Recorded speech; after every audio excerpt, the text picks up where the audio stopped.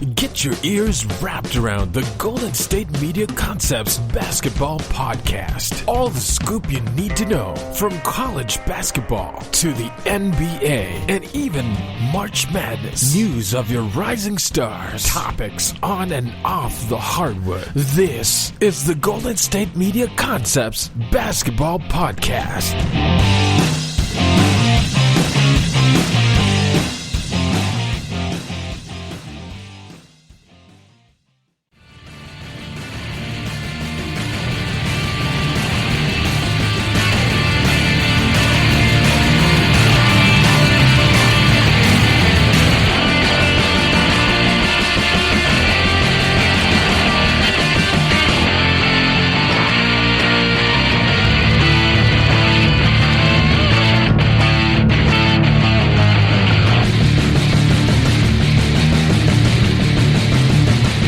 Back to the GSMC Basketball Podcast. I'm your host, Michael Schroeder, and this podcast is brought to you by the GSMC Podcast Network. Thank you so much for tuning into the show. Really appreciate it. We all appreciate your support for the program. This show is going to be action-packed. We're going to talk about the latest ESPN power rankings of the NBA teams 1 through 10. We're going to also speak about the hot streak that the Clippers have been on so far and what this kind of means for the Los Angeles Clippers going forward. We're going to talk about Ennis Cantor's 30-rebound game and the value of big men in today's NBA. And we're also going to break down later in the show the concerns with the Brooklyn Nets, injuries and absences of players in their ability to develop a championship identity during the season and actually build chemistry. But to start off, we're going to start off with the power rankings in the NBA, right? And this is stuff that different websites obviously release out. CBS releases one every week. ESPN releases one every week. And I definitely assume other ones do as well. Those are the only ones I've really checked. But the ESPN one I found very interesting, and I wanted to break it down and talk about it, and talk about 1 through 10, what I think about the rankings, if they make sense, and whether or not these rankings are going to be actually applicable for what these teams do going forward. So to start off with this, let's go 10 through 1. And the 10th best team right now in the power rankings is the Portland Trailblazers. They're, at this point, 6th in the Western Conference. Dame Lillard is averaging 28 points a game and is an MVP candidate. They have 8 guys in their team averaging 9 points or more. They're 7th in offensive efficiency, which is what they kind of are as a team. They're an excellent offensive team, not a very good defensive team. They have arguably the best backcourt in the league. They have 2 guys who average 23 or more points. CJ McCollum was out for a while with that broken foot, but since he's been back, he's been playing at a very high level. And Dame Lillard is obviously an MVP, top 10 player in the NBA. They also have good depth. They have guys like Norman Powell they brought in, who's averaging 16 points for them. Robert Covington's a good piece. They also have Jusuf Nurkic, who's back now, as well as Ennis Cantor, who's giving them 12 points and almost 12 rebounds a game when he's been playing as well. And that's one thing about them that I don't get why they're 10 in this retrospect. I know they don't really play great defense. I know they're not a good defensive team. But the problem I have with them being 10 is primarily because when you look at them, they have a lot of scoring. And they're also higher in the Western Conference than a team that like a Dallas. And I think they also have been more consistent than the Lakers at this point. The Lakers obviously are a better team when fully healthy. The Lakers are arguably the best team in the NBA when fully healthy. But Damian Lillard has led this team to be a 6th seed in the West when they didn't have anyone, and they've kept that consistent play going. Now, I know they haven't really got into the 5th or 4th spot, but I think with Denver's injuries, they have a chance to at least get into that spot.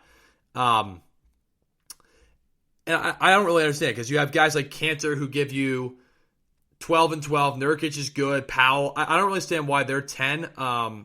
Look, I'm not saying they should be 8 or 7 in this list, but they shouldn't be the 10th.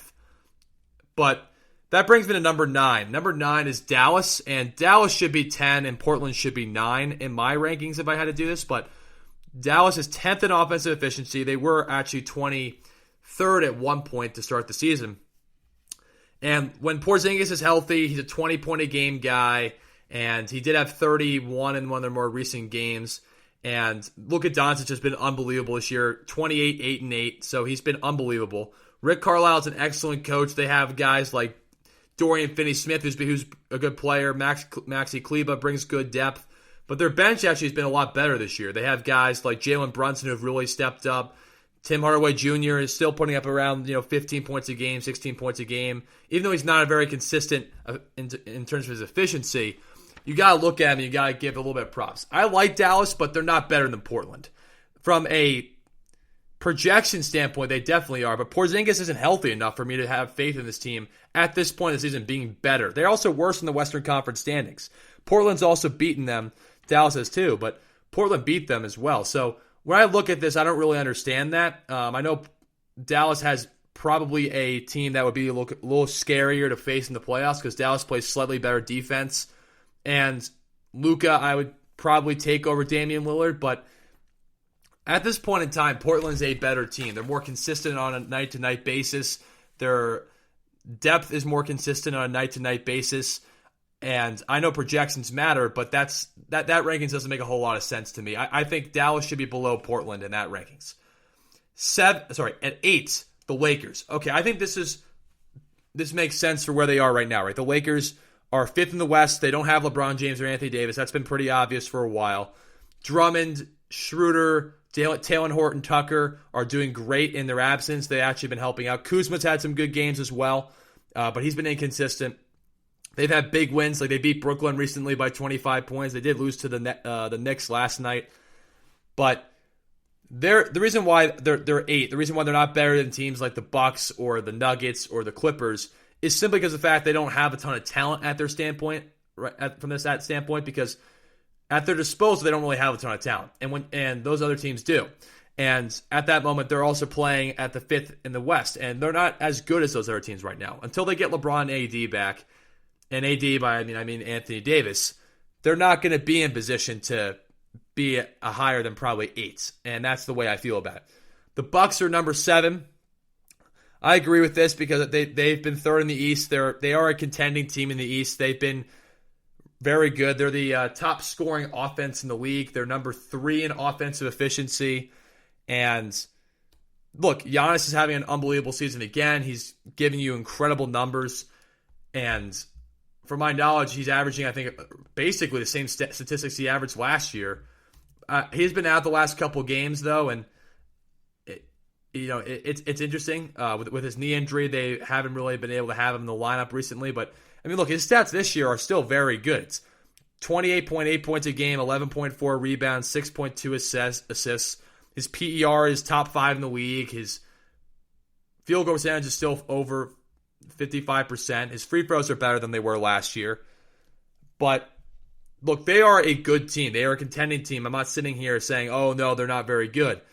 Their thing is that they're not going to crack the top 6 for me. And when the Lakers get better, they'll be below the Lakers. And because their style is still the same. Even though Drew Holiday's a better pickup, they are a better team than they were last year, but their style is still the same. And until Giannis starts hitting at least a 15-foot jump shot, he does not have to hit threes. I know against Portland in a recent game, he had 47. He dominated them. But Portland is not better than the Bucks. Portland doesn't have a really legitimate defender. I'm telling you, you're going against teams like Philly. He's not going to be very successful. And that's the truth. They're going to wall him off, and it's just he's not going to be able to be successful. And that's kind of how I feel about it. You watch it, but this team has a lot of great potential. But it goes down to the fact that even though I like Budenholzer as a coach, he hasn't quite gotten them over the hump in a way that makes me feel confident about this team winning a championship. But 7 makes sense in that rankings. I don't disagree a whole lot there, and that's where I go from there. Number 6 is the Denver Nuggets. Now, if you told me they had Jamal Murray, I would actually very much disagree with that rankings. I think they are better than the Clippers when they had Jamal Murray. But since they have lost 2 straight games, since Jamal Murray unfortunately tore his ACL against the Warriors last night, you have to put them below the Clippers because even though I still think they have a chance to at least make it to the Western Conference semifinals, they just don't have that number 2 legitimate scorer that's consistent. Now, Michael Porter Jr. is playing very well, and I think that's been really good for their team. Nikola Yokitch is still dominating. He has the best PER in the league. He's averaging 26.2 points, 11 rebounds, and 8.5 assists, which all are top 10 or top 5 in those respective categories. But even though I like Aaron Gordon a lot, even though I like Will Barton, even though I like Monte Morris and Michael Porter Jr., losing Jamal Murray is the dent in the reason why they can't be a top 5 team.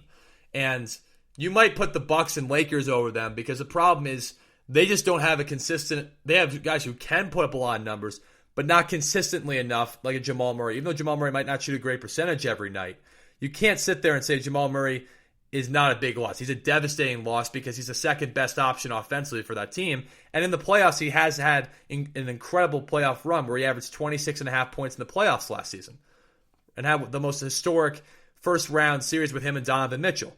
So from that point, I look at the Nuggets and say they are definitely a team that can get to the Western Conference semifinals. They're definitely a very, very good team because they have some talented pieces. But the consistency from those guys outside of Jokic is the reason why they're not better than teams like the Clippers, Sixers, Nets, Suns, even in that regard too. And this is not projection, right? Like I think that you're basing it on what they are in the regular season, right? They're 4th in the West. They haven't always been super consistent. They've been much better recently.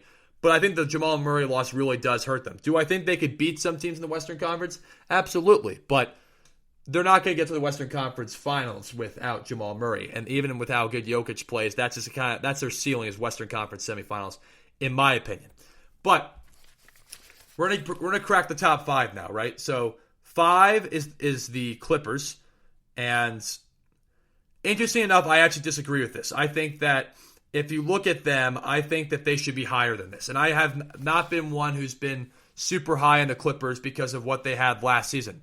Now, I think they've definitely improved from last season, but it all comes down to them is what Paul George can produce, right? They have the best offensive efficiency in the league, right? They just took over the Brooklyn Nets.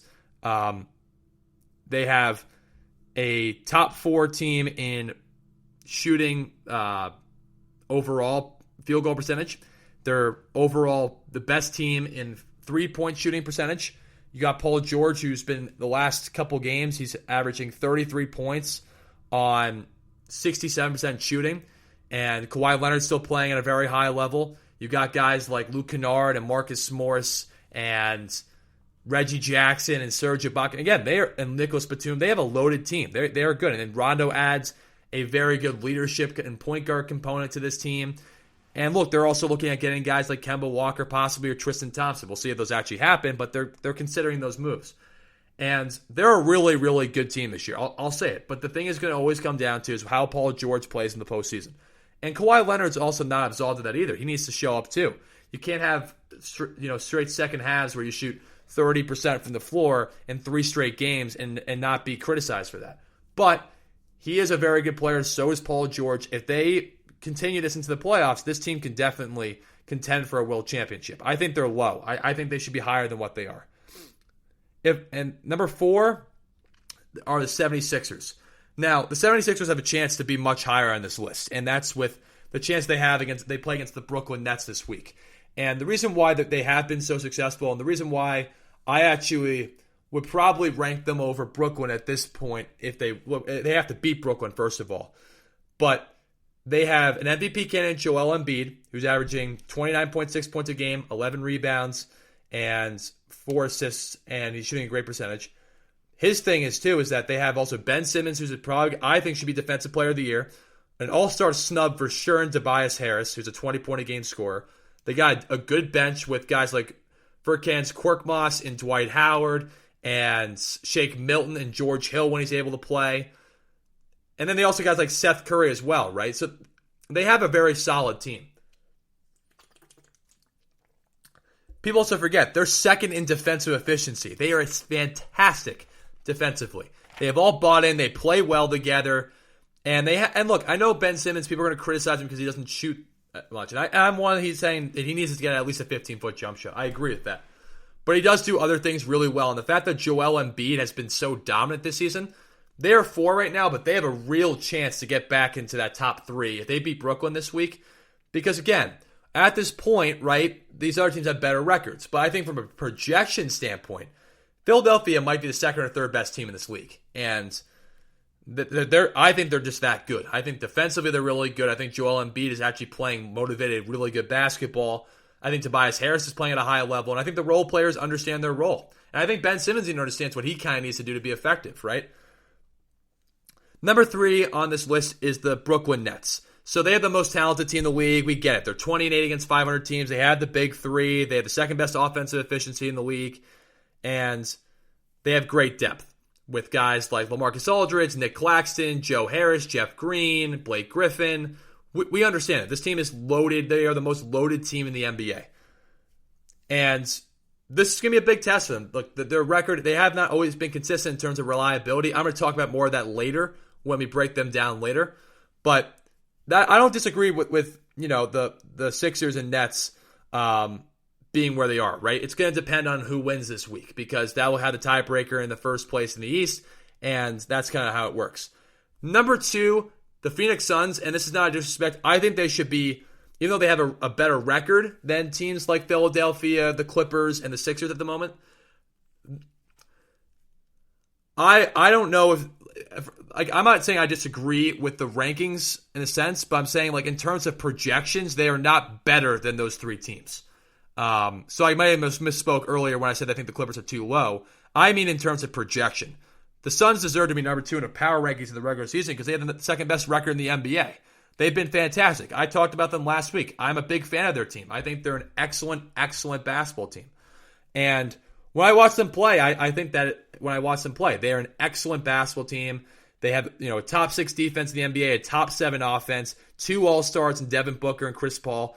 And Devin Booker is also averaging 26 points a game on 49.5% shooting. And then they also have guys like Mikal Bridges, great 3-and-D guy. Dario Saric, good piece off the bench. Cameron Payne, Cam Johnson, good pieces. Then DeAndre Ayton, still a 15-point-a-game scorer for you. And then you got Jay Crowder. They have all 5 of their starters average more than 10 points a game. So they have a very balanced team. Monty Williams doing a very good job at coach. This has been a really good job by him. He may be coach of the year this year, and rightfully deserving so, because his team right now is second in the Western Conference after being 10th last season. So they deserve to be number 2 in terms of the regular season power rankings. I'm saying from a projection standpoint, based on how they played against teams like especially the Clippers, the Clippers, if they've met in the Western Conference semifinals, I would give the Clippers a slight edge in that because of the fact that the Suns just haven't seemed to be able to beat the Clippers yet. And until they prove to me they can, I don't see them as better than the Clippers. And that's just my point there. Number 1 is the Utah Jazz. And look, I think Utah's a very good team. We'll see how they produce in the playoffs outside of Donovan Mitchell. I think there's a team here that's going to contend for a Western Conference Finals, or unfortunately will probably have to run to the Lakers in the second round. And I just don't think they'll give them a 6 or 7 game series for sure, because I think Utah's very good this year. I just don't quite, if they play the Lakers early, I just don't see that happening. But they definitely deserve the number 1 in the power rankings. They have the best record in the NBA. They have the 3rd best offensive efficiency, 4th in defensive efficiency, and they have the best point differential in the league, the best net rating in the league. Their point differential this year is 9.6.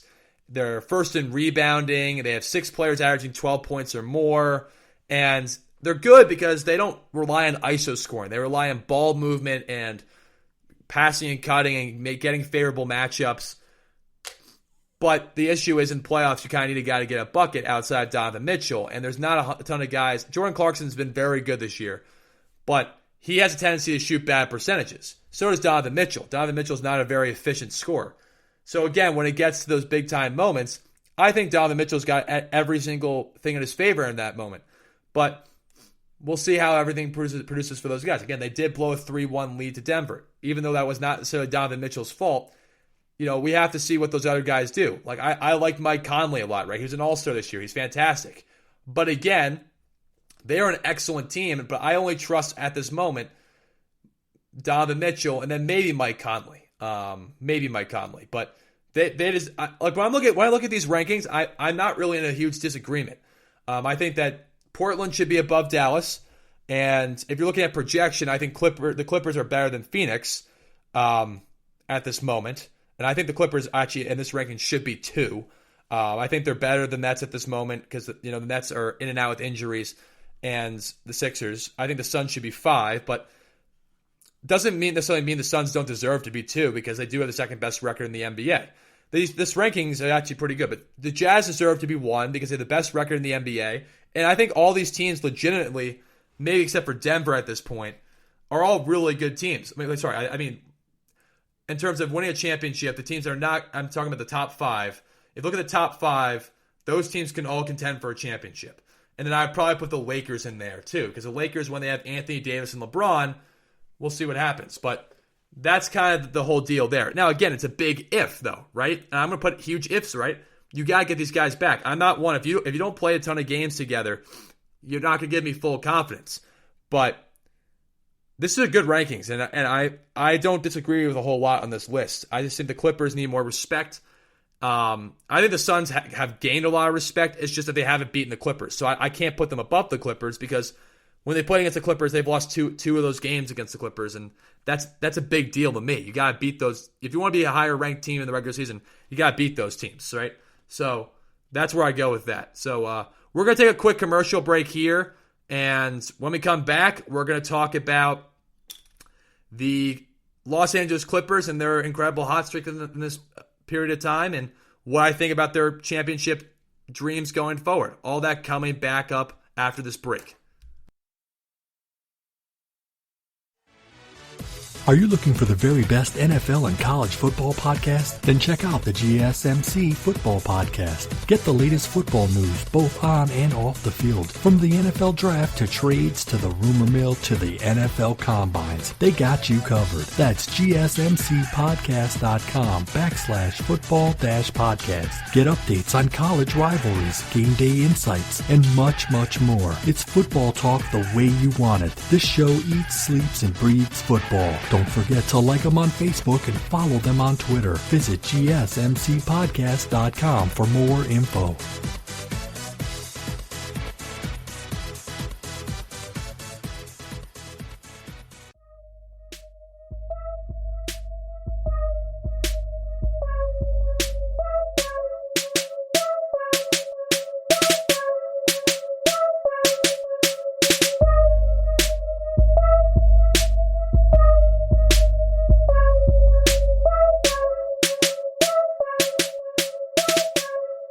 Welcome back to the GSMC Basketball Podcast. I'm your host, Michael Schroeder, and this podcast is brought to you by the GSMC Podcast Network. So, if you guys missed my last segment, which I encourage you guys to check out, I talked about the top 10 power rankings from ESPN. So, they went through who their 10 best teams in the NBA were as of right now in this point in the regular season. And I broke down the rankings, talked about the projections of each team, and explained all that kind of stuff. And also check out later my show as I break down what are my major concerns with the Brooklyn Nets. And even though they have a lot of talent, I see a lot of concerns with this team as well. And we're talking about that later. But speaking of a team that actually had a lot of concerning results last year, in terms of not a lot of concerning results, I may have spoke there, but they have a track record of not overcoming in the clutch, and that's the Los Angeles Clippers, right? And they still don't have great numbers in terms of efficiency in the last 5 minutes of the game when the game's decided by 5 points or less. They still rank in the bottom end of the league in those categories. But on a positive note, they've won 5 straight games, and they've been playing really good basketball. They're 6-2 in their last 8 games, and it comes down to the fact that, look, this team has a lot to offer in the offensive end. Now, they're also 10th in defensive efficiency, which is huge. But what I'm going to talk about in this segment is primarily the fact of we're going to break down just like how good they've been during this 5-game winning streak. And we're also going to talk about like what does this determine for them, right? Does this mean a whole lot for them? Should the Lakers be concerned about the Clippers? And I think this is going to be a good segment. So I'm going to break all that down right now for you guys. Now, they've won 5 straight, right? They've won 5 straight, which is really awesome, right? Any chance you can win 5 straight games, especially if they've beaten some very quality teams like Portland. They beat the Phoenix Suns. They also just beat Detroit, and there are some other teams obviously grouped in there that I'm missing. But the interesting thing about this is if you look at the rankings right now. So they were number 1 in the power rankings from CBS Sports. And the CBS Sports team came up with that. And I found that to be very interesting. But like I reiterated in the first segment, right? They're first in offensive efficiency. They're overall first in three-point shooting percentage as a team. They're fourth in overall field goal shooting percentage. Kawhi Leonard is averaging 26 points, 5 assists, and about 7 rebounds. And Paul George is shooting one of the best percentages of his career. But over this 5-game stretch, it's really been about Paul George. If you have to break it down to one player, it's been about him. Because Paul George is averaging 33.7 points a game on 61% shooting. Now, why is that important? Well, because Paul George is a guy who, in the postseason, was shooting like 30% and like 15 or 18% from 3. And Paul George is one of the most talented players in the league. And I don't think anyone could debate that. He's a top 15 player, definitely in this league. Maybe if you want to be a little harsher on him, maybe top 20, but he's definitely, I think, a top 15 player. And from a talent standpoint, he's unreal because he can score at any level. And he's playing at a really high level this year. But especially during this past 5 games, he's playing at an absurdly high level. You got to look at the game against Phoenix where he had 33, Portland he had 36, and he's been playing at a high level. He's been having some big moments over this time, and I think it's important too because his efficiency percentages are the highest of his career, and that's going to be important for him going into the postseason. You have to look at the fact that also they are shooting in their last 5 games 48.9% from 3. If you think about that, right, the three-point ball is so big in today's NBA. It really determines a lot of wins and losses. It determines how a team's going to place going forward. And that makes a lot of sense, right? Obviously, when you're a team that's trying to get into a postseason push, that you're trying to win games, especially when you're in the Western Conference with so many good forwards and guards, you got to be able to shoot the 3 at a high percentage. The Clippers are number 1 in that stat, but they've also been shooting in the last 5 games almost 49% from 3 as a team. That is absurd. That's absurd how high the percentage, because it's not like they're getting, in the NBA, you don't get always easy looks, right? Paul George is a guy who creates threes off the dribble. Kawhi Leonard is kind of the same thing, right? And the way that their ball movement has also been is a credit to Tyronn Lue, right? He's doing a really good job with this team, getting them to run a good offense where Paul George and Kawhi Leonard are getting the ball in really favorable and successful spots for them, where they also can, go score easily, but they also can kick it out to shooters who are going to make those shots. That's definitely a key thing to look at, too, for this team, is that the last 5 games, they're shooting 48.9% from 3. Now, Marcus Morris, for example, had 33 in their recent win against Detroit. He also had 22 in a recent game during this 5-game winning streak. And the reason why I point him out is he's a guy that has the capabilities of being a consistent 3rd or 4th option for this team. And if he can have nights where he can give you at least 15 to 18 points, this team could be in really good shape moving forward. Because Rondo, I think, can bring in the playoffs, but that's why they got him. They didn't get him for the regular season. But again, if Rondo somehow doesn't play up to that level, right, you got to look at a guy like Marcus Morris and say, this guy has to be your 3rd or 4th consistent scorer. And I think in times he hasn't done that in his 5-game winning streak. And even times during the season, he's only averaging 13 points a game. But he had a 33-point game the other night. And I know it was against a really bad team in the NBA terms of Detroit, a team that's young and rebuilding. But that's a game that is good for his confidence, right? Getting him touches, getting him acclimated to that offense, getting him playing with Paul George. Obviously, any role player has got to be able to fit in with star players, right? And Marcus Morris is a very good piece for this team, right? He's a guy that's a really tough physical player who can defend multiple positions, who can make open threes and create his own shot. But the most important thing, I think, is that he had 33 points, and I understand Kawhi wasn't there, but that's going to build his confidence, I think, going forward, too. And for the Clippers, that's a good thing, right? You need consistent scoring.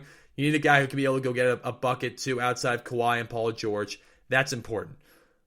But here's the thing I'm going to say about the Clippers, too, is that Rondo had 2 really good games. Against Phoenix and Detroit, he had 10 points and 6 rebounds in one game and 15 and 9 in another.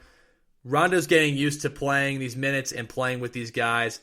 Rondo's a key piece, right? We saw at the Lakers last year how key of a piece he was.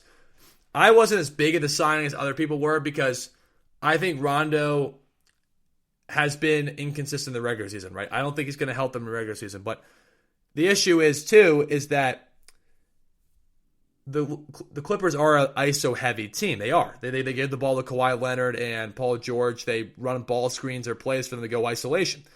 And Rondo can help with that, but Rondo's very good when it's a ball movement type of stuff, right? Think about like how he played with the Lakers, pushing the ball, getting LeBron the ball in the post or the three-point line for him to attack easily, Anthony Davis or the role players on that team, right?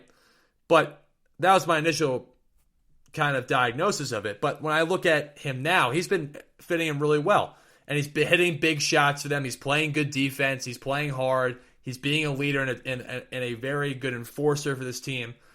And if he can just give you that in the playoffs, like he normally does in the postseason, this team can be dangerous. And look, they have the star talent to be a championship contender. They actually match up with Brooklyn really well if they had to play Brooklyn. And I think they have a really good potential here. Now, like I said before, they're 10th in defensive efficiency, but this 5-game winning streak has had some really good defensive performances by them recently, which have really, opened up my eyes in a positive way. You can look at their game against Phoenix where they only held Phoenix to 103 points, and Phoenix has the 6th best offense in the NBA. Or you can look at their game against Portland where Damian Lillard shot 2 out of 14 from the floor and only had 11 points. You can look at those two games. You can look at Houston where they were down big in the first half and then came back and only allowed 109 points. They're not consistent every night. Now, they've gotten much better. They're 10th in the NBA. That's much better than what Brooklyn produces defensively. But they did allow 124 points to Detroit the other night, which is not a great stat. And they did allow 116 to Portland. But their defense has gotten better, and they should be good on that end of the floor. They have guys like Serge Ibaka, Paul George, Kawhi Leonard, Marcus Morris, Patrick Beverly, obviously. And when I look at that team, defensively, they could be a really tough out for teams because they have guys who can match up with LeBron. And that's ultimately what it comes down to the Western Conference guys is they got to be able to match up with LeBron James. And that's the way I look at it too, is that they were able to neutralize a very good Phoenix team from scoring more. And they also were able to really make Damian Lillard's night a very difficult one when they played against each other, right? And Damian Lillard's been really playing at a high level all season. So that was definitely a good sign for Clippers fans to see, definitely as they progress further into the season. But an interesting other thing, too, is what I like about it, too, is that they're not a team that plays at a high pace. They don't play really a lot in fast break, open court situations. They play a lot in the half court, and they're executing at a high level, right? Their players in Paul George and Kawhi are not guys that get a ton of fast break points. I know Kawhi gets steals and dunks and stuff like that, but their pace is not very high compared to a lot of other teams in the NBA. They're kind of the middle of the pack, lower middle of the pack of the NBA. And when I look at that, that means they're executing well in the half court if their offense is at a really high efficiency level. It means they're taking and making good shots.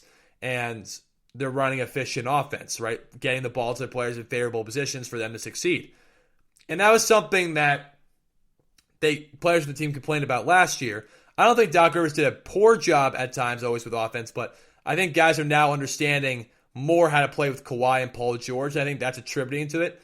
I think Tyronn Lue's also done a very good job this year and definitely needs to get recognition for it. But I think the players also are getting acclimated to playing another year with Kawhi and Paul George, and that is making a little bit of a difference when they play in the half court because they don't play at a really high, fast pace. What's also interesting about the Clippers, too, is they, like I said before in an earlier segment, they're looking at potentially Kemba Walker or Tristan Thompson. Now, those are rumors, and they haven't really been finalized into anything and not really big news, but that would be interesting if that could be pulled off, right? They can get one of those guys. Kemba Walker would be the big fit for big, really great addition for them. He'd be, like I said, he'd be the big fit for them. Tristan Thompson's obviously a good fit. He can provide good, 8 points, 9 rebounds type of deal, some defense for you. But if they could somehow get Kemba Walker, that would be a really good deal for them. Because even though Kemba Walker, I've been down on this year, he hasn't shot the ball particularly well this season, he is a guy that still can give you 18 to 20 points, even if he only shoots 40% while doing it, he's a guy that can still give you those type of numbers. So the important question to ask now is, what does this mean for the Clippers? What does this determine? Are they the championship favorites out of the West, and are they going to win it all? Well, I like to pump the brakes on that, right? Because it's the regular season, anything can change, and the postseason is where it matters for me.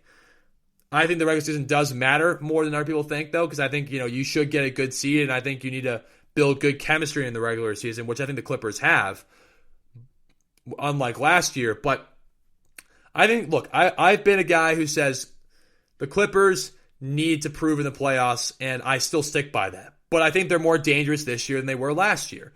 And the reason I think that is because George has been playing a very efficient game this year and at a very high level. And if he can do that, if he can be efficient and give you big nights, this team can go as far as well as he plays, because Kawhi Leonard had a really good series against Dallas, right? He had a decent couple of games against Denver, but the second halves of games 5 through 7, he was really not very good.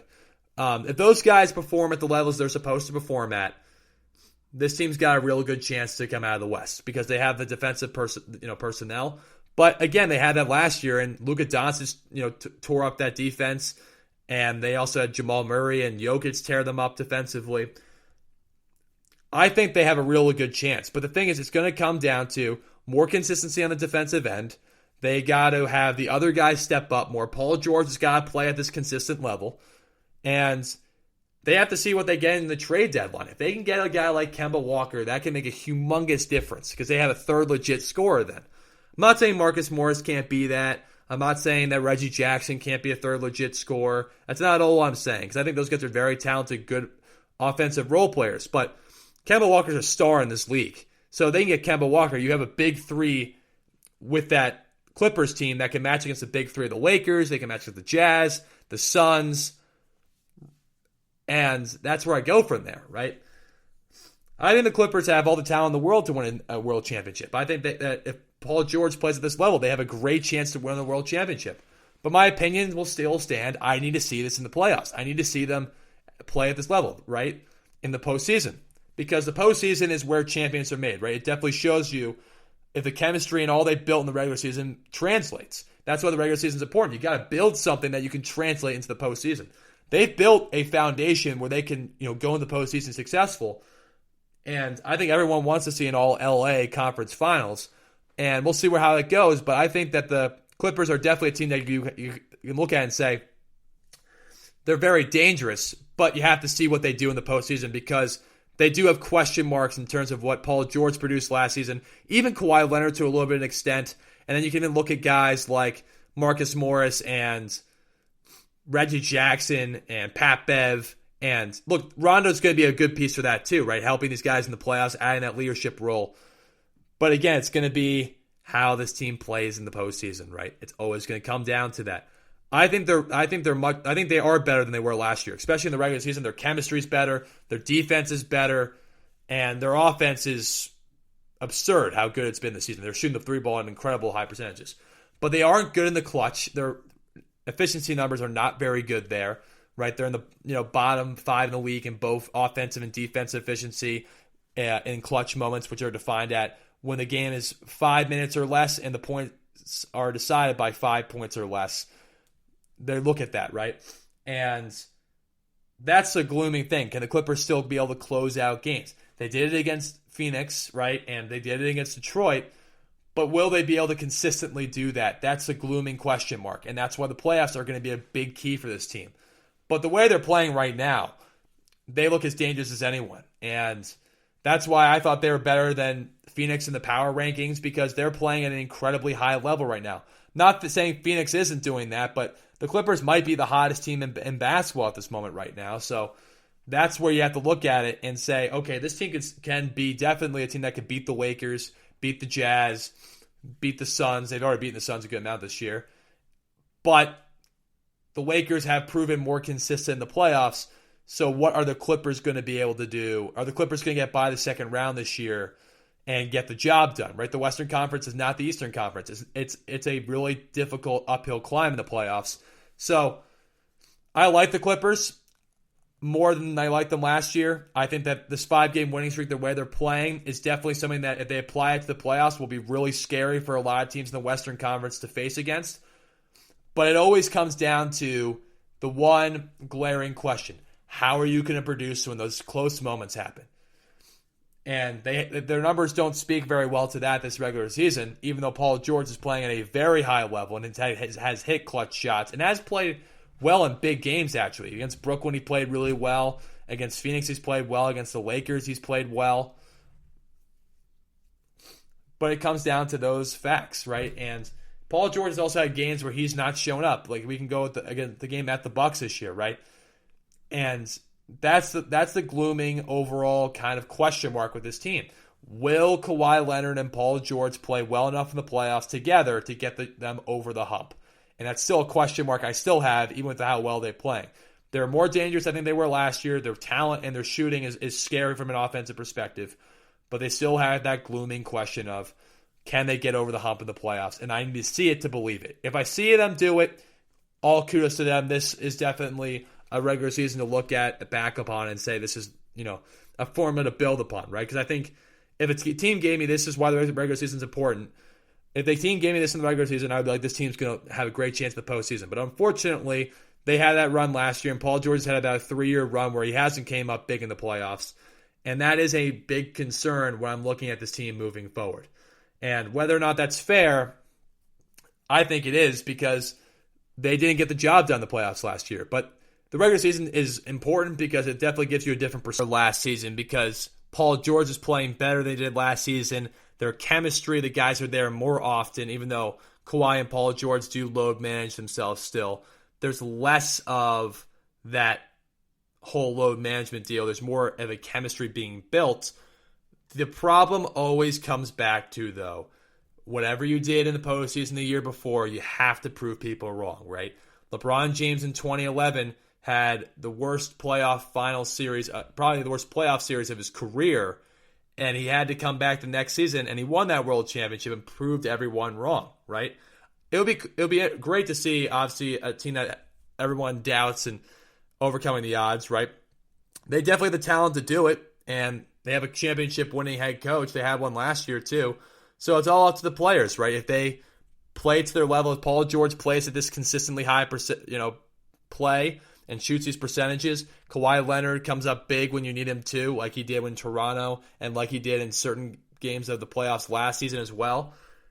This team can, go as far as they want to go. But I love the way they're playing in the regular season. I think that's why the regular season is important, because they've been able to change my mind a little bit about how they can be in the playoffs. And the thing is, I just got to see this kind of play in the playoffs for them for me to flip the switch on being more of a Clippers believer. And that's kind of where I go at the end of the day with the Los Angeles Clippers. We're going to take a quick commercial break here. When I come back, we're going to talk about Ennis Cantor's 30-rebound game against the Pistons recently, as well as what the value of big men in today's NBA can be and how they can bring different stuff to the game, as well as talking about later in my segment, the last segment we're going to talk about, is my concerns with the Brooklyn Nets as a whole and where their issues are lying and them being the team that everyone expects them to be. I'm going to talk all about that when we come back from this break. Tired of searching the vast jungle of podcasts? Now listen close and hear this out. There's a podcast network that covers just about everything that you've been searching. Hey! The Golden State Media Concepts Podcast Network is here. Nothing less than a podcast bliss with endless hours of podcast coverage. From news, sports, music, fashion, cooking, entertainment, fantasy, football, and so much more. So stop lurking around and go straight out to the Golden State Media Concepts Podcast Network. Guaranteed to fill that podcast itch. Whatever it may be. Visit us at www.gsmcpodcast.com. Follow us on Facebook and Twitter, and download us on iTunes, SoundCloud, and Google Play.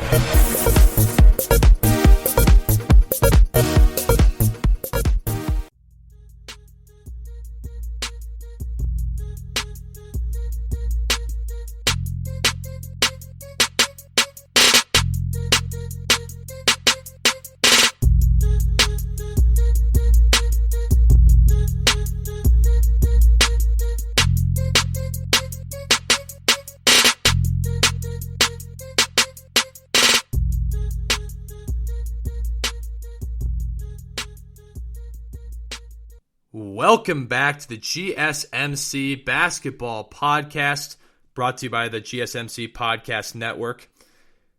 Thank you again for tuning into this program today. I appreciate you guys definitely taking the time to listen to this stuff.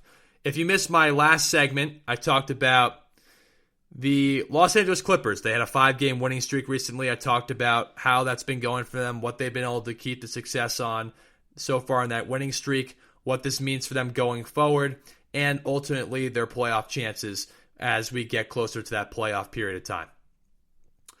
Later in my segment, on my show, we're going to talk about my concerns with the Brooklyn Nets, why I look at them, and there are some concerns I look at for this team being able to reach that championship ceiling that a lot of people have placed onto them because of the talent they have on that squad. But keeping it within the NBA, we're going to talk about a different topic here and a different position than a lot of people normally talk about, which is going to revolve around big men. If I'm a big man, so I like talking about maybe the value they can bring in today's NBA, how they're used. So, like when I think of big men, right, obviously you think of how they've evolved, right? They started off with like guys like Will Chamberlain and Bill Russell, and then they evolved to guys like Kevin McHale and Kareem Abdul-Jabbar, Hakeem Olajuwon, Shaquille O'Neal, and then recently you have guys like Joel Embiid, Nikola Yokitch, Karl Anthony Towns, Anthony Davis, Giannis Antetokounmpo, guys who just do it in different ways, right? Find dominance in different ways. But while this guy's definitely not a top big in the league, he's always been a good player in the league. I wanted to highlight the significance of a great game this player had, and that's Ennis Cantor. Ennis Cantor had 24 points and 30 rebounds against Detroit in a recent game. That's the first 30-rebound game that Portland's had in their entire franchise, and that's the first game with he's a third player ever to have 30 rebounds and 20 points in a game. So that's an awesome thing, right? And the thing is, the reason I want to bring value to it is not just for the fact that game itself was just awesome, but it's the fact of like, what can Enes Kanter bring to this squad? What can big men bring to their teams in this modern day of age where it's all about the three and dribble penetration and flashy offense and show-stopping moves and everything like that, right? So here's how I'm going to break it down for you guys, right? That 30-rebound game obviously is super significant. And the reason why is because it's very hard to even get 15 rebounds in the NBA. And Enes Kanter's not a guy who can jump very high. He's not a guy that can move very quickly. But he's always been able to really rebound at a high level. I remember when he was with Utah originally, did a really good job on the glass. But you can even look at teams like OKC. He's a big piece there on the glass. You can look at the New York Knicks when he had that crazy game on Christmas Day where he had like 20 points and 25 rebounds when they played the Sixers back a while back. And you can even look at just the way he's playing now. He's averaging 12 points and 12 rebounds, and he's second in the NBA in offensive rebounding, right? So here's the thing I want to break down for you guys, right? The reason why rebounding at a high level is so important is not just because, well, if you're defensive rebound, you're keeping the ball out of the offensive team's hands. That's also why you offensive rebound at a high level. And that's the point I've always made about rebounding. But there's another underlining point for especially a Portland team that's very offensive-centric, why rebounding is so important, especially being a high offensive rebounder like Kanter has been this season. And the reason why is because that gives guys like Dame Lillard, CJ McCollum, Norman Powell a great opportunity to get more shots, right? Damian Lillard's a guy, if you give him a second opportunity, he's going to fully capitalize on that. And having a guy like Enes Kanter take advantage of that, having guys like Jusuf Nurkic who rebound at a high level too, but Enes Kanter especially, his rebounding is not just for him to score all the time, it's allowing and freeing up opportunities for his other teammates to shine as well. And that's incredibly, incredibly important as you want to be a championship team. You got to have a guy that's going to be willing to do whatever it takes to win. And I know people are going to criticize Kanter. I know he doesn't play a ton of defense. I know he isn't the most athletic, right? I know he's not going to be a shot blocker, right? He's a huge defensive liability. I get that, right? I get that when he was at Portland the first go-around, when they played against the Warriors, Steph Curry lit him up by just using him in pick and rolls. I understand that, right? And that's going to ultimately probably happen to him this season in the playoffs as well. But he's also adding incredible value to a team in Portland. And I think that a lot of people don't realize that because they only see 12 points a game. But they also miss the fact that he's almost averaging 12 rebounds a game. He's one of the best rebounders in the league. He's second in offensive rebounding. And for a team that's so good offensively, right? They're seventh in offensive efficiency out of the 30 NBA teams with high-level scorers in CJ McCollum, Damian Lillard, Norman Powell. You need a guy that's going to be able to get those rebounds to kick out to those shooters and to at least make a threat on the other big man that he's got to box Ennis Cantor out. And also know that Ennis Cantor can score in the low post. He's another guy you can throw the ball into, and he can score, right? So I look at that and I say this rebounding game was super significant, and it's also something that Portland can build upon because he's played really well since he's been back in Portland. And I like Ennis Cantor. I really do. I really like the way he plays. I love the tenacity and aggression he plays with. And it's important because Portland has a lot of shooters. They have a lot of guys who want to get their shots up and score. Having a really good rebounding presence is actually super important. I know he's terrible defensively, and I know he gets a lot of knock on that, but Cantor does a lot of really good things from an offensive rebounding and a low post scoring perspective that don't get noticed that often because everyone looks at Portland and looks at guys like Norman Powell, Carmelo Anthony, and the backcourt of CJ McCollum and Damian Lillard and completely overlook the fact that Enes Kanter had a 24 and 30 rebound game, and he's been averaging 12 points and 12 rebounds on the season, which is really important, especially in the Western Conference. You need all the scoring and rebounding you can get, especially with how good the Western Conference playoffs are going to be and the teams that they will face, right? Right now, they're slated to play against the Clippers, right? Kanter's probably going to struggle defensively in that series, but if he can attack the glass against those bigs and make things difficult, that's more opportunities for Damian Lillard to get open shots, more opportunities for CJ McCollum and Norman Powell to get open shots, and more importantly, it's more opportunities for a guy like Carmelo Anthony or Robert Covington who play minutes too to get their open threes as well, right? The worst thing you can do, obviously, is not end the possession defensively with a rebound. You get Enes Kanter a chance to get those rebounds and get buckets himself or kick out the three-point shooters that are hungry and waiting for that second opportunity if they miss one. That's why he's valuable. That's why he helps this team immensely in that regard. But let's look at just like the value of big men generally, right? I think when I look at the value of big men, different big men in the NBA have found the way to make their value stick with their teams, right? We can look at guys, and the guys I'm going to break down for you guys are Joel Embiid, Nikola Yokitch, Giannis Antetokounmpo, Andre Drummond, and I'm also going to break down LaMarcus Aldridge for the Nets, right? And importantly, I'm going to even break down guys like Sabonis and Bam Adebayo, right? So I'm going to break down 7 guys for you and explain what their value is. Starting off with Joel Embiid. Okay, obviously everyone's been watching him. He's an MVP candidate, right? He might still be the MVP based on, even though he had those injuries, he's been playing unbelievable since he's been back.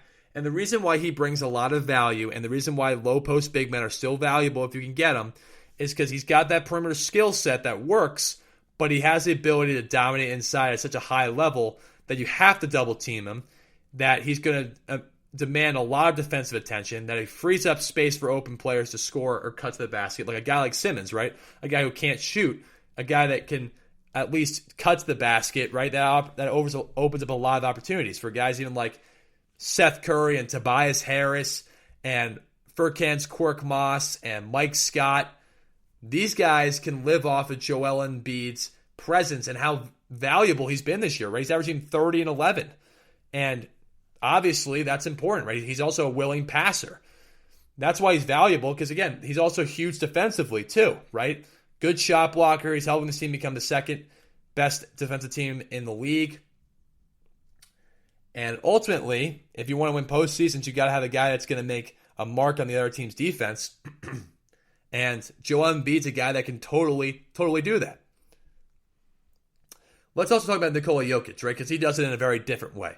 Nikola Yokitch is not quite just solely an inside presence guy. Nikola Yokitch does it from a passing perspective, from a rebounding perspective, from a intelligence perspective. Joel Embiid's a very smart player, but Joel Embiid's more athletic. He's just a more athletically gifted player than Nikola Yokitch is. But Nikola Jokic's impact is the reason why big men should be able to know how to shoot threes. Well, Joel Embiid can shoot threes, so I guess there's value there too. But how they should be able to pass at a really high level, right? And that's where he's found his success. He can score really well, right? Obviously, I think Joel Embiid maybe might be a little bit more skilled on the offensive end. But the reason why Yokitch is so valuable and why some people like him over Joel Embiid, and the reason why he helps a team win, is because as a big man, you can run through him. He could be your point center. And that is so important because especially from an offensive perspective, Denver is a top 6 offensive team in the NBA. And that's because of him getting guys in open positions to really get easy buckets. And that's your center. And that's why big men are so valuable, because if you have a smart big man who can score in the post, score from the three-point line, and make really good decisions and have the ball in his hands and be a great passer, your team is going to grow and get better every year, especially from that offensive perspective. And that's why Joel Embiid is really invaluable, because he can dominate a game from his scoring and physicality standpoint. And that's why Nikola Yokitch is so valuable, because he can pass and do things to get your team to grow at that high level. Now, the third guy I want to break down is like Andre Drummond, right? What he can bring, the value he's going to bring the Lakers and has brought the Lakers, is a guy that can rebound at an exceptionally high level. Similar to a guy like Ennis Cantor, Andre Drummond's been one of the best rebounders in the league since his second year in the league, right? He's been averaging religiously about 14 rebounds a game, and that's something he brings to a Lakers team that has Anthony Davis and LeBron James. You get rebounds, you get a chance for easy buckets, you get a chance to get guys second opportunities, you get a chance to really control the pace of the game, and that's huge, right? That's huge. And Andre Drummond also is a guy that can, exert his physical will on our guys he plays against, right? And he's not the biggest and most talented offensive scorer, but he's a guy that can put up 20 points if needed, and he's a guy that's just an exceptionally good rebounder. But his value is the fact that he can just rebound at a high level and really bring that to a team. And that's another value for Gobert, right? Gobert is another guy I'll break down, right? Rudy Gobert is another guy I would say is very valuable, because what Rudy Gobert brings is a guy that can rebound at an incredibly high level. He's a guy that can finish on pick and rolls, and he's a guy that's an incredibly good shot blocker. And that's why him and guys like Drummond and Gobert are super valuable in today's NBA. I know Drummond has not been as valuable recently, but that's why the Lakers took him, and that's why Utah loves Rudy Gobert, is because they can bring a rebounding and defensive standpoint and a roll threat on pick and rolls in a pick and roll league, and in a league that's dominated by a lot of guys going to the basket and making plays, either for threes or for themselves at the rim. You need guys that are going to be able to defend and rebound and be able to control that pace of the game through that kind of skill sets. And that's why those guys are valuable. You look at guys like Giannis, right? Giannis is super valuable because Giannis can kind of do it all from a power forward position, right? Except really shoot. Giannis can pass. He can get to the rim. He can rebound at a high level. He was Defensive Player of the Year last year. And that's why he's super valuable to a team, because if you have a big that can do all that stuff, right, you have a great chance to win, because, again, you can play through your big and you can also trust him on both ends of the court to bring it every night. Because defense is so important in today's NBA, because the offense has become so flawless because of how well the coaches can come up with schemes, the rules, everything like that. And that results in a lot of teams being really successful. And that if you have a big who can do a lot of different things, either at the power forward or center position, you have a great chance to win. That's why Giannis has a lot of value in today's NBA as well, is because he can score at an incredibly high level in the paint, right? He can get to the rim, get by his defender, and he's also a really willing passer and a good passer, and he's a great defender, and also a guy that can rebound at an exceptionally high level. The reason why Joel Embiid and Jokic may be more valuable, though, is because they both can shoot it a lot better. And in the postseason, that has teams definitely looking at those two guys and looking at a harder scout, because if Joel Embiid brings it and Jokic bring it, they have just more versatility to their skill sets. But Giannis has an aggression, a tenacity that a lot of bigs have, but not as highly as him. And that's why he's been so good for so long so far in his young career. Bam Adebayo is a guy I really have grown to love as well. And Sabonis is another guy that they play kind of similarly. They both have different things they bring in terms of value. But from an offensive perspective, there are guys who can, at least Sabonis can shoot the three. He can get to the basket. He can post up. He's a very willing passer. He's a guy that you'll consistently get 20 points and 11 rebounds from every night. And having a big that's versatile, that can do multiple things like a Jokic, but that's a little bit more athletic and stronger, that is so valuable, right? It's just like, that's a value that big guys have in today's NBA. You can still use them as low post scorers, but they have the ability to play from the high post and have other stuff to their skill sets. You're only going to get better as a team, right? And that's the thing with big men today. Like Bam Adebayo, for example, the reason why Bam Adebayo is super effective, and this is another thing for big guys to understand, is you got to be able to defend multiple positions as a big now. Can't just be guarding a center. And Adebayo can guard all 5 positions. Giannis can guard all 5 positions. Embiid can guard multiple positions if needed. And that is so key, right? That is really key. Gobert is a great shot blocker, right? Guys even like Miles Turner are a great shot blocker. He's a 3 and D kind of player. But the reason why guys love Bam Adebayo is because he's an unreal passer. You can play through him offensively. He's a good rebounder. He plays his butt off defensively. And he can guard multiple positions. And for Miami, they're a top 5 defensive team in the NBA. And that's, yes, Jimmy Butler is great. And Andre Iguodala is great. And other guys in that team who are tough and physical are good defenders. But Bam Adebayo's defense is the reason why they're so successful, is because they can switch and it's not a mismatch. Because their guards understand how to guard post players. Because a lot of guys don't post up really a whole ton as much as they used to. Guards post up a lot, but a lot of bigs don't really post up anymore. And Bam Adebayo can guard guards at a very high level because he's very athletic and moves his feet well. And if you think about it, that's the value that he can bring to the game. So when I look at big men overall, because people are going to say, well, how does this relate to big men generally? Because you just aimed off guys who bring completely different values to the game. Well, the point is, I'm going to list like the kind of similarities and then just explain the whole kind of deal I'm making with this segment.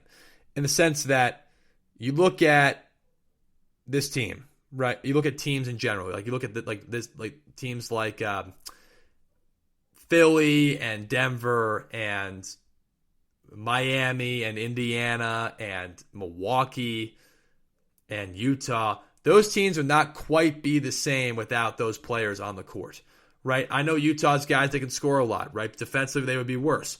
Miami would not be as good offensively or defensively without Bam Adebayo. Indiana would certainly not be would be a bottom end Eastern Conference team without Sabonis playing at a high level. And Embiid, Philly would be a playoff team, but they're not a championship level team without him.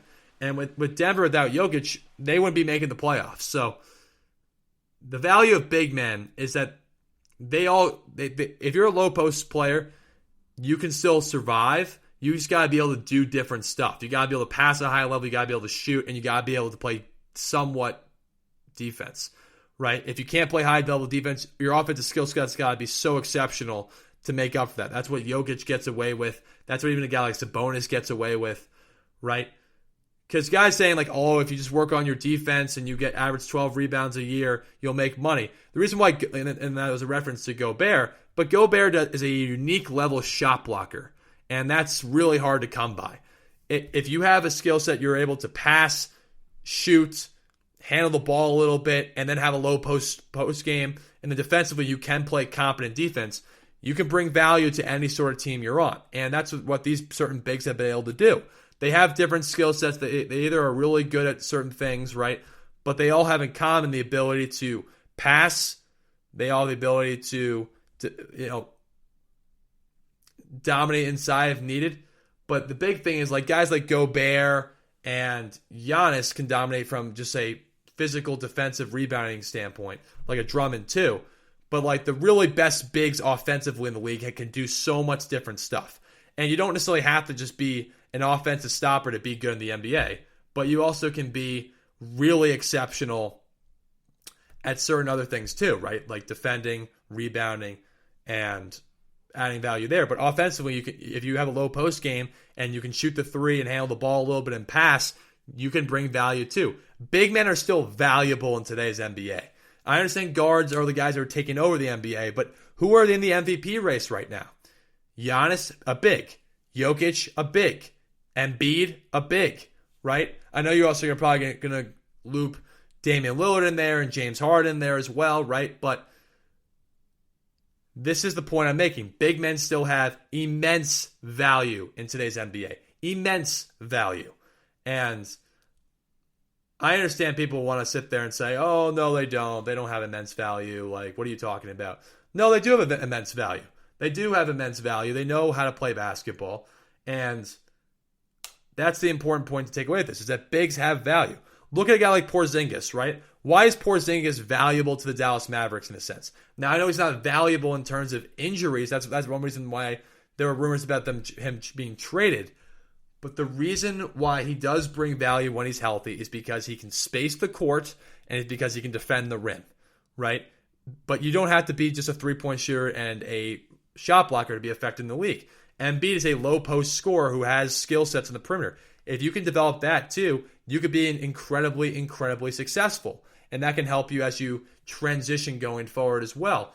And if you're a big guy, just work on every part of your game, right? Work on your defense, because having a really unique skill set, but I think you should still have a post game, because if you have that, right, you have an easy way to score down low, but you also have an ability to also shoot the three, handle the ball, and pass.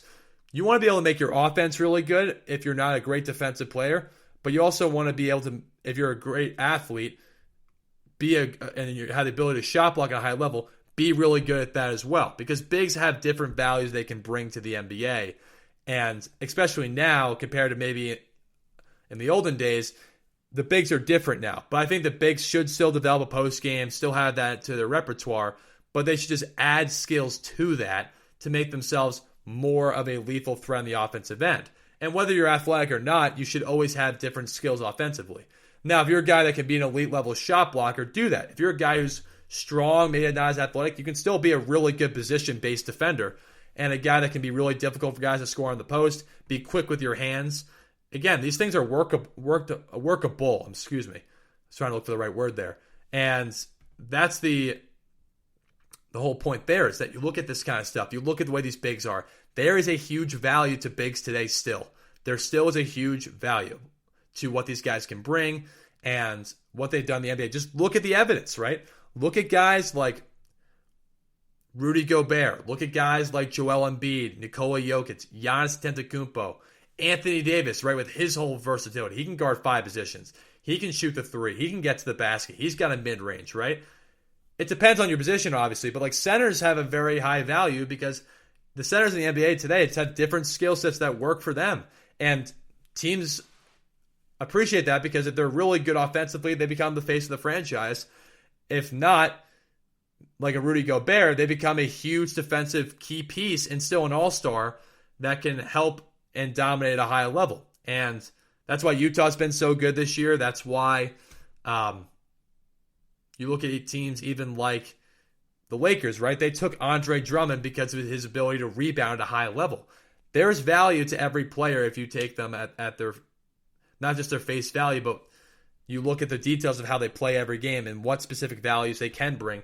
The star big men do bring value. Like Karl-Anthony Towns does bring an offensive great skill set. He's terrible defensively, and he hasn't been able to win, but you can bring him into a culture that's a winning culture and develop that skill set properly. So bigs still have a place in this game, and they keep getting more versatile, and there is a value to big men in today's NBA. We're going to take a quick commercial break here, but when I come back on, we're going to talk about the Brooklyn Nets and the concerns I have with their team as they push for this playoff run and possible championship run that they want to have this season and that a lot of people are projecting they have as well. So all that coming back up when we come back onto the program. See you guys after the break. This is your ultimate stop for everything sports. The Golden State Media Concepts Sports Podcast. Should I say more? From the NFL, MLB, the NBA to MMA, it's all in here. The Golden State Media Concepts Sports Podcast. Listen now.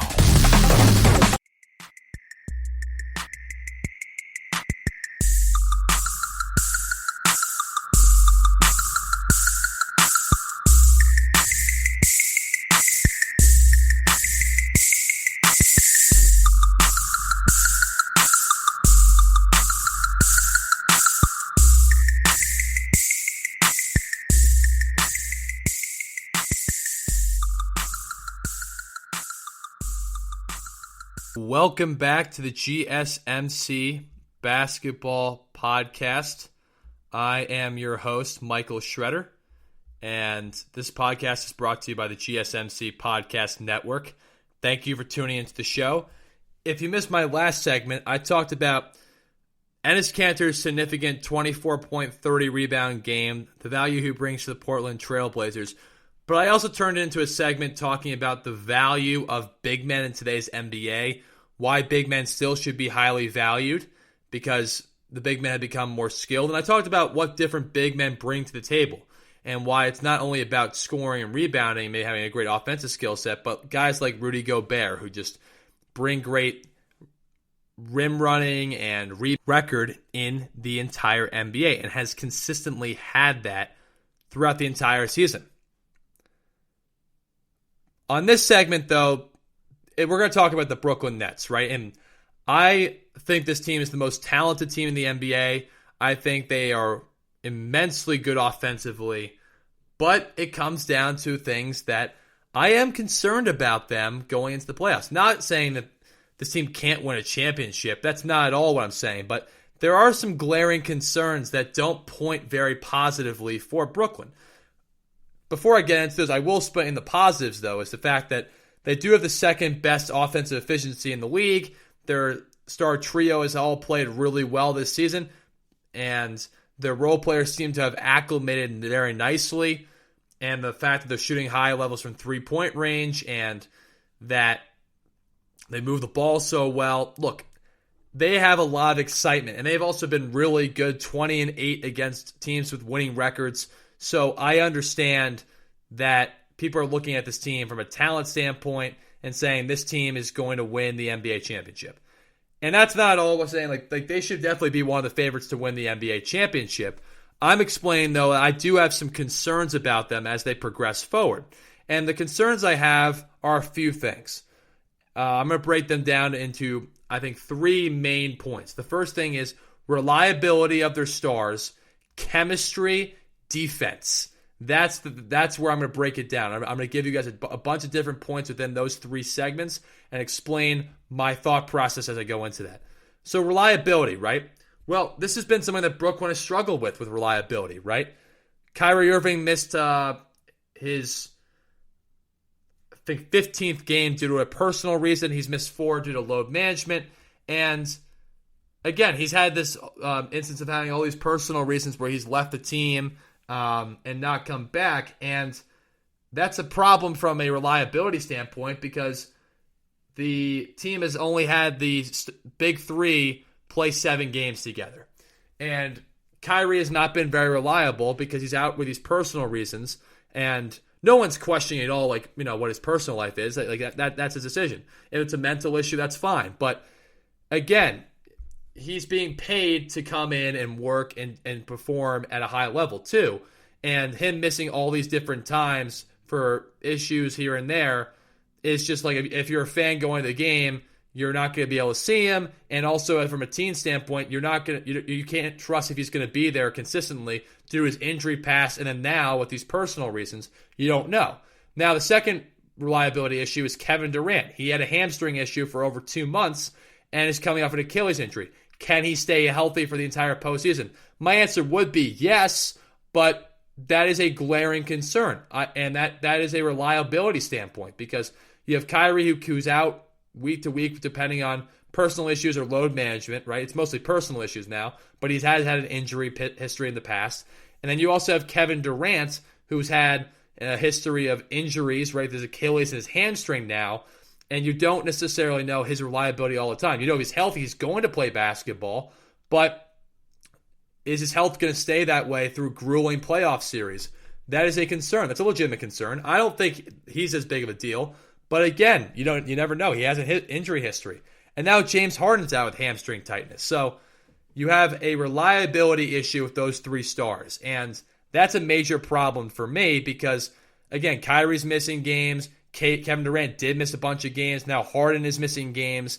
If you guys are looking at a championship team, the Clippers were a big problem last year because they didn't have reliable play, not necessarily reliable play, but reliable attendance from their superstars, right? Kawhi Leonard was constantly load managing. Paul George had an injury going into the season and load managed a lot during the season, right? Which really affected the confidence of reliability. And Kyrie being out with personal reasons or load management, Kevin Durant was out with injuries, and James Harden out an injury. There is a question mark with the reliability of the Brooklyn Nets that does concern me, right? And a lot of people are more concerned about Kyrie than anyone else because of the fact that he's been out for these personal reasons, and that is a concern, right? Because you don't know how reliable he's going to be, right? He's had an injury history in the past. You can look at the 2015 NBA Finals where he broke his kneecap and didn't play. You can look at his years in Cleveland. You can look at 2018 with Boston where he missed the entire playoff run. You can look at Brooklyn last year where he had personal reasons and injuries, right? And look, it may be a different reason, but again, there's a big question mark around whether or not he's going to be reliable all the time. People think he'll be able to show up for the playoffs, but again, there has to be some sort of reliability from all these stars, not just Kyrie, but reliability from these stars during the entire time. And look, I stand there and say, okay, look, if these players play together, they have a great chance to win. But Kyrie has been out many different times, and it seems to be a bigger problem than it looks. And look, it could be a bigger deal than people think, but it doesn't from a confidence and reliability stuff. I just don't have any confidence that Kyrie is going to be able to play all the time because he's out all the time. And it's like, it's 2 weeks here, then it's like a couple games here, and it's just again, it's event after event. And then Durant was hurt for a while. Now Harden's hurt. Again, there is I don't know what the deal with the reliability thing is with this team, but it doesn't feel very good. I mean, especially because now Kyrie just missed another game of the personal reason, and it just keeps accumulating more and more with Kyrie that he just is not reliable. And he's a big issue for me because he's been so good when he's been healthy, when he's been around, and he's been healthy, but like he's taking these personal reasons just to leave a lot of these times, and that there is a concern there because again, if it's if you're the star of the team, you got to be able to play together with these guys and be counted on. And I'm not saying Kyrie can't. I mean, in terms of production, you can count on him definitely in the postseason, but he's just not. He hasn't been super reliable this year. He's been only at 38 of the 54 games this season. That's a concern. That's a concern, right? He missed 4 games because of the injury maintenance, which is basically load management. And then he also has missed about 12 or 13 games now because of personal reasons. So at the end of the day, he has not been there all the time building the chemistry with those 3 stars, which leads me into point number 2, which is chemistry. This big 3 has only played 7 games together because of the fact of the reliability. And because Kyrie's missed 15-plus games, Kevin Durant's missed 15-plus games, James Harden's missed a few games now. And why is chemistry so important? Well, you build a good chemistry, especially when you have 3 isolation ball-dominant players. Durant's maybe not as ball-dominant as Kyrie and Harden, and I know they were good together, but Harden was also sacrificing a lot. He's only shooting the ball 12 times a game. Those field goal attempts when he was just with Kyrie or just with Durant upticked a whole ton. Majorly upticked. And that's the one issue, right? They've only played 7 games together, and Harden hasn't shot a ton when they played together. So when you get to the postseason, what are you going to expect? Who do you think is going to be the number one option, right? when you look at all that stuff, right, that is important. And chemistry is still really important, right? I'm going to give you guys an example here, right? And I use the Los Angeles Clippers as an example because they're very applicable to this situation. Last year, the Los Angeles Clippers had 13 games together as a full roster. They were 12-1. Everyone was going crazy over it. Oh, this team's going to be so dominant when they get in the postseason. But they only played 13 games together. They got into a difficult situation where they had to learn to close out these kind of games in the postseason against a team like Denver, and they blew 3 straight big leads at halftime and lost each of those games by double figures and lost the series. It's why chemistry is important. It's why 7 games together isn't good. Like Kevin Durant and Kyrie should be rebuilding their chemistry, right? But you have Kyrie out now, and you have James Harden's been out for a few games. You're not building any sort of chemistry, right? They have LaMarcus Aldridge, who's a new piece, who wasn't there in the 7 games they played together. You have Blake Griffin, who is not there in those 7 games those guys played together. And I know Kyrie and Harden were great together, but it's the 3 together that is the concern. Kyrie and Harden can be really good together. Harden and KD can be really good together. Kyrie and KD can be really good together. But the 3 of them together, you have to see if Harden's going to still be a little bit more aggressive, because I think he needs to be for this team to be successful. And the problem is, even though they look really good and their numbers point really good, chemistry, they only had 7 games together. And everyone's saying, like, oh, they're going to figure it out. Everyone said that about the Clippers last year, and that didn't happen. So I sit there and say, the Nets right now don't have a ton of reliability in terms of the players always being there in the regular season, and their chemistry is faltering for it. Those are the concerns. Do I still think Brooklyn's a favorite, and do I think those 3 guys are incredibly talented and can perform in the playoffs? Absolutely. But it's just, I'm basing it off of the amount of games they played and just, recent experiences and evidence for this, right? Reliability, Kyrie's been out for different personal reasons multiple times. KD's been out with injuries. Harden's been out with injuries. They've only played 7 games together with those big 3, and they have new pieces. You got to be able to acclimate everyone together. Everyone has to know their role when everyone gets acclimated. But you only played 7 games together, and Harden's now injured. So whenever I hear, oh, if these guys come back healthy, they're going to be great, that ultimately does not turn out very well, right? The reason why I'm more confident about LeBron and Anthony Davis is because LeBron and Anthony Davis have played with those guys for a good amount of the season already. Now they still have to make it work with Drummond, right? There could be huge chemistry issues there. That's why I think they need to come back as soon as they're healthy, because they need to build chemistry with Drummond, right? But the reason why that would work is because Drummond's not very ball dominant, right? He can play in the flow of the game. Kyrie and Harden are very ball dominant, and even Durant wants his touches. So I understand that people are looking at this from a sense of like, oh, it's not really a big deal. But I think it is a big deal, the fact that these guys are not being really reliable, right? And they have a history of having injury issues or stepping away for personal reasons. And then you also have the fact that, like, chemistry, they've only had 7 games together as a full squad with these 3 guys in the lineup. And that's without LaMarcus Aldridge or Blake Griffin there. Or this guy, Elise Johnson, who they just picked up, right? So that is a major concern. Chemistry is a major, major concern. I would say maybe even more so than reliability, because I think those guys will eventually kind of get healthy and figure out their issues off the court, whatever they are, and get back onto the court and play in the playoffs consistently, obviously, and in the big games. Because Kyrie's always there for the big games. He just takes off the games that that there's not really a ton of big games there. That's the games he takes off, and the same thing with Kevin Durant, and the same thing with like I just said, Kyrie. But the chemistry is the biggest issue out of those 2 right now. The third issue, though, the third big issue is their defense. Their defense is terrible. And I don't care that they've had some nice defensive performances recently. They're 25th in defensive efficiency. You're not going to win many games with a bad defense. And this feels a lot like the Houston Rockets of the 2019-2020 season. They have one really good defensive series against OKC, against a team that doesn't score a lot of points last year, and the Lakers annihilated them. Because D'Antoni is an excellent, and Steve Nash are guys who have come from an excellent offensive background. they were never preached defense or ever were good defensive players in the case of Steve Nash. So the problem is Brooklyn also doesn't have guys. Harden, for example, is a good post defender, right? So if you switch, Harden can guard guys well in the post. And he's a disruptor. He gets steals. Like, I get that. On the ball, though, he's not a great individual defender.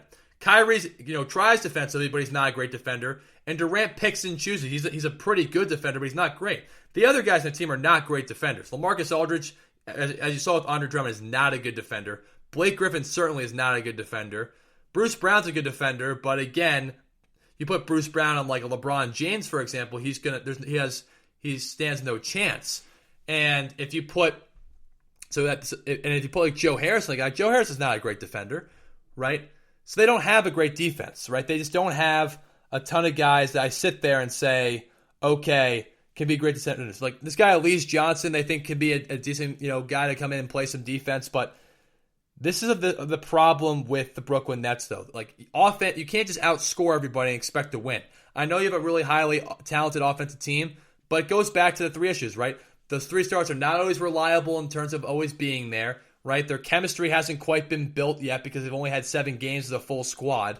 And their defense, they're 25th in defensive efficiency, right? They got blown out by a Lakers team whose best players were Andre Drummond and Dennis Schroeder, not LeBron James and Anthony Davis. And they got blown out by 25 points. Because they can't guard big guys inside, which gives Philly a huge edge because Philly's so much bigger than them. And this is a concern, right? They go against a team like Philly, right? They are offensively definitely more talented, but Philly's second in defensive efficiency, so they actually can stop them a little bit.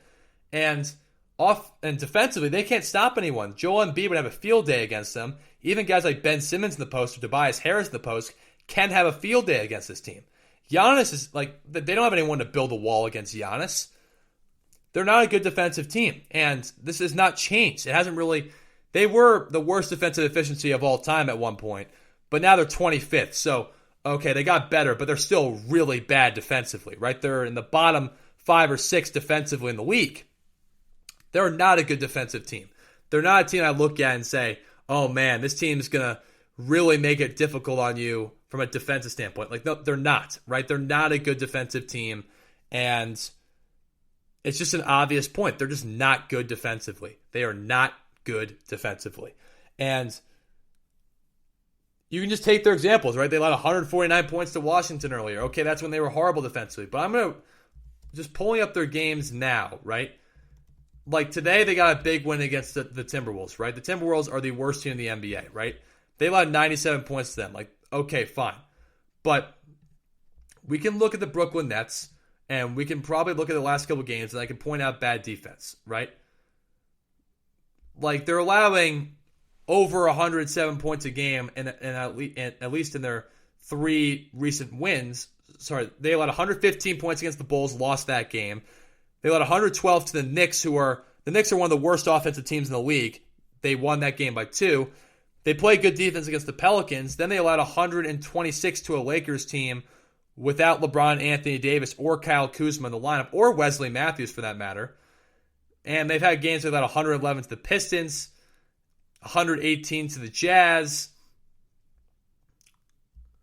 And you go down the line, right? They've also allowed 114 to the Rockets and 115 to the Mavericks. Again, they're not a good defensive team because their problem is they're too small on the interior. And I know LaMarcus Aldridge is a big guy, but he's more of a 4 than a 5.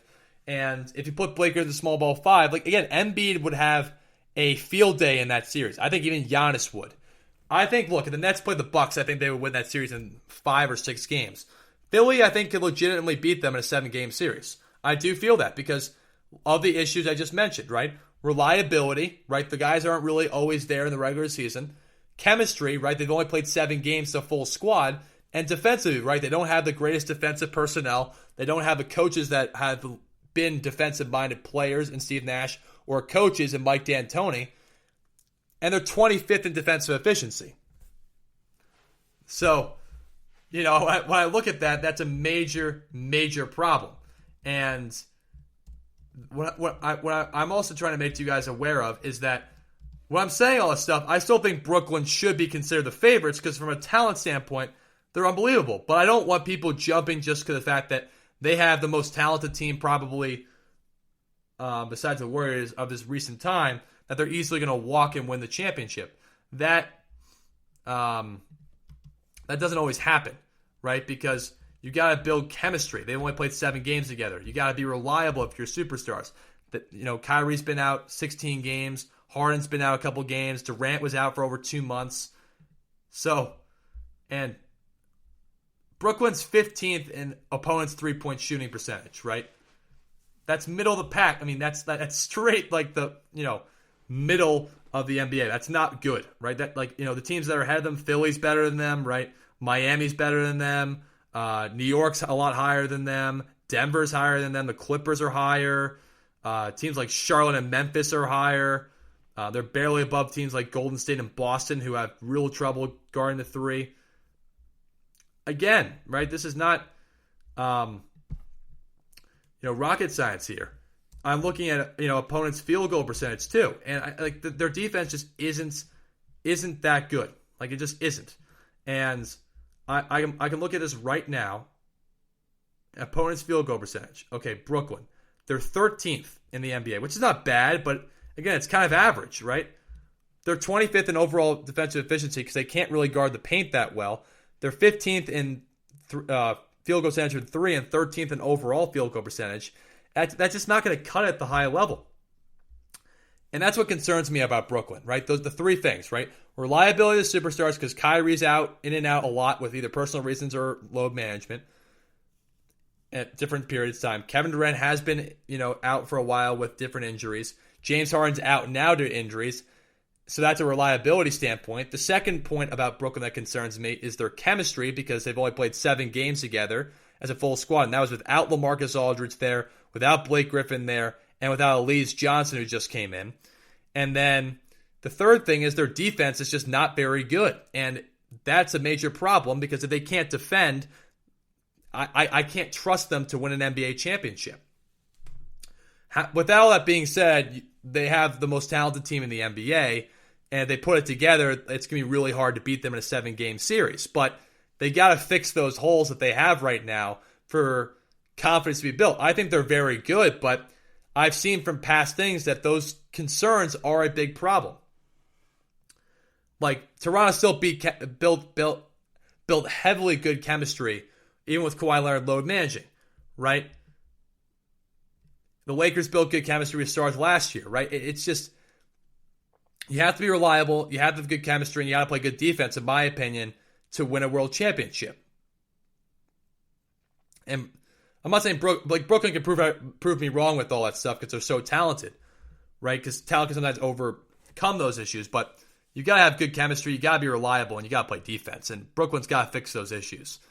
And right now they really haven't. So those are my points there. But this is going to be the end of the show. Thank you so much for tuning in to the GSMC Basketball Podcast. Don't forget to subscribe to us on the different podcast platforms if you like what you see. And also like and follow our different social media pages on Facebook, Instagram, and Twitter. We really appreciate that. And this is the GSMC Basketball Podcast, brought to you by the GSMC Podcast Network. I'm your host, Mike, and have a good night, and thank you for tuning in.